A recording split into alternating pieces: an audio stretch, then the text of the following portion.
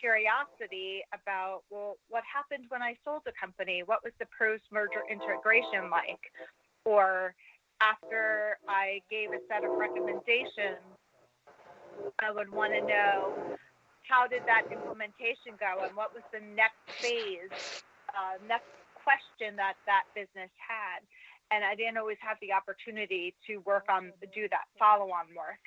So I decided to settle down with one company to impact strategy over time. And I got an opportunity to go work on Wall Street in technology of all areas. So another risk, going into something I had no idea about. But what Merrill Lynch wanted at the time was somebody with this strategic and financial background who could also understand human behavior and have good communication skills, and joining their vendor management group. They wanted to streamline and have a strategy, a process, and tools to streamline how Merrill Lynch worked with its major technology vendors. And that wound up launching a 10-year technology management career, first in the vendor management space. It was very, very cool. Not planned. Like, you never know where it could lead. But, the fact that you took the risk and stayed open, it just led to amazing things. Yeah. And I got to then go from the vendor management space to working with the investment bankers at Merrill, and then later with Credit Suisse, to help develop technology solutions to support their business. And it was less about the technology and more about really understanding how they work, what are their needs, how to introduce change. I was challenged with a project that had failed 8 times prior to me getting it, about branding and automating how Merrill Lynch did pitch books and presentation books. And some people could have taken on that project and said, oh my gosh, I can't believe it failed 8 times, and have been very scared. And I said, okay, let's bring it on and let's ask some questions. Like, why did this project fail? And I came through conversations, again, relationship building with people around the world, the different stakeholders. I found out that their voices weren't being heard. So when we started to involve them early and often, and created the opportunity for them to come together to give their input, and then went out and saw them in their regional locations to get very detailed input, that was a success. That was the key ingredient. That was the best thing Merrill Lynch ever did, was hire you. Thank you. That's very sweet. And then at 2008, Wall Street and technology had a little bit of a moment. Wait, was that still the planned phase? Which phase was that? With Merrill Lynch. The technology piece was the opportunistic. So 7 years with Merrill, and then 3 years with Credit Suisse. And then came the reimagining phases, because in 2008 was when the technology career for me had ended because of the financial crisis. And fun times. Yeah. And so I decided, what I really wanted to do was work with business owners and individuals around some more life meaningful issues. And I decided to go out of my comfort zone again and become a financial planner and advisor.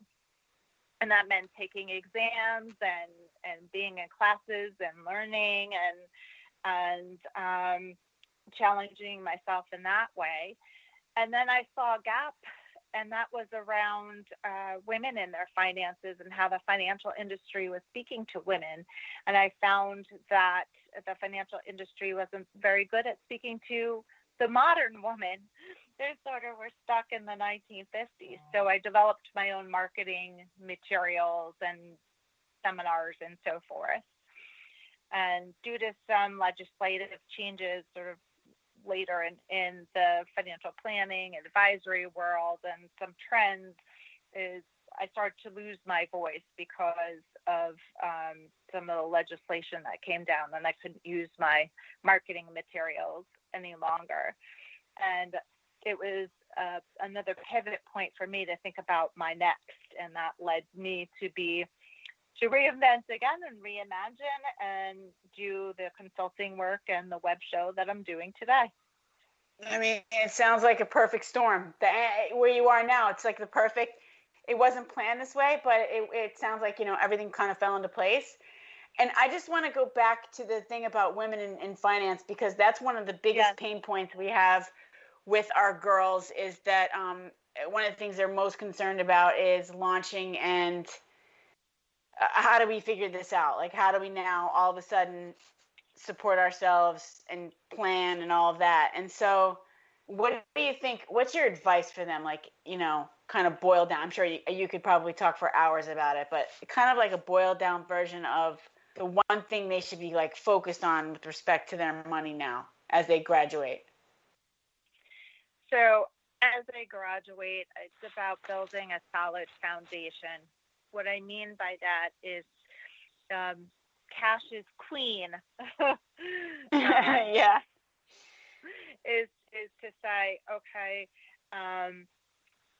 in making a decision about your financials, think about first what's important to you in life, and then take a look at making a budget that supports what's important to you in life. And then as dollars come in, make sure your basic needs are taken care of, right? Your rent, your basic clothes, your food, and then the rest you want to put some away for the future and some to have a cash cushion for now. Some adults that I've worked with over the years have either been, some of them have been, I'll say, house rich and cash poor. So they have the nice house, but not the cash to support the upkeep of that house. Some people have done a great job of saving for later, meaning retirement, but they don't have money for now.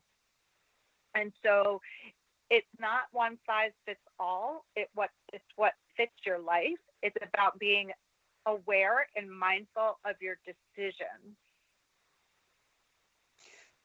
I love hearing you talk about this. I've had my own demons with respect to finances over the years, and I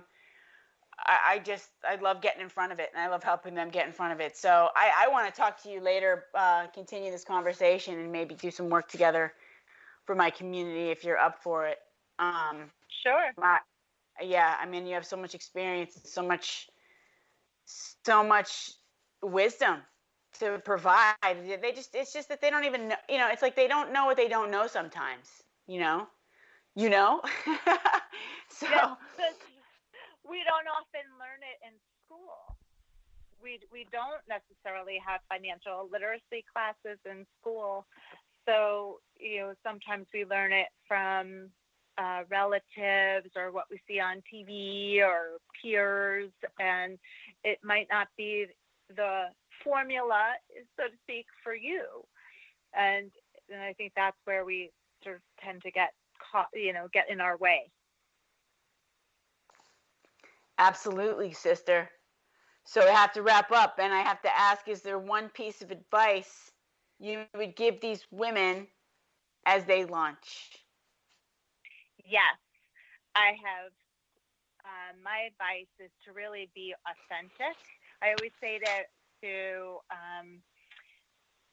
particularly women, that you do you very well. So to stay true to your core values and what's important to you. And my bonus tip, especially during this time, is to be visible, especially with remote internships and starting work potentially remotely or even working remotely now. It's especially important to be visible, to continue to network and network virtually to build your relationships and to let people know what you're working on. So even if it's in an email, a few bullet points, this is what I did this week and this is what I'm going to do next week, so that you're front and center. Perfect. Great advice. And so thank you for that. And what's the best way for our listeners to stay in touch with Miss Susan Ganz? Thank you for asking. So your listeners can find me on LinkedIn under Susan Ganz of Ganz Strategic Solutions, and write a note to me so I know how you found me. My website, which is Ganz Strategic Solutions, so Ganz is GANZ, Strategic Solutions with an S.com. And you can also email me at susan@ganzstrategicsolutions.com. Fantastic, girlfriend. Thank you for being with us today. It was such an honor to take you off of your crazy schedule. Thank you for taking the time to be with us. And listeners, thank you for being with us, the Hero Whispers. Again, we love you. And until next time, slay those dragons. Bye.